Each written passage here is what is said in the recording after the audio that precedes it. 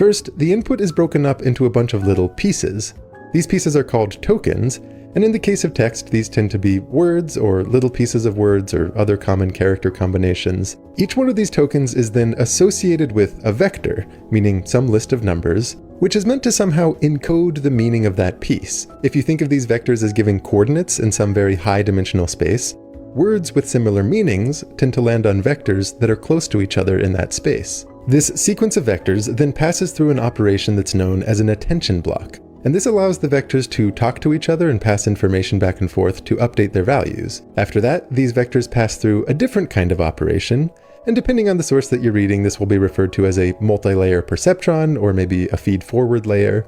And here, the vectors don't talk to each other. They all go through the same operation in parallel. The step is a little bit like asking a long list of questions about each vector, and then updating them based on the answers to those questions. Until at the very end, the hope is that all of the essential meaning of the passage has somehow been baked into the very last vector in the sequence.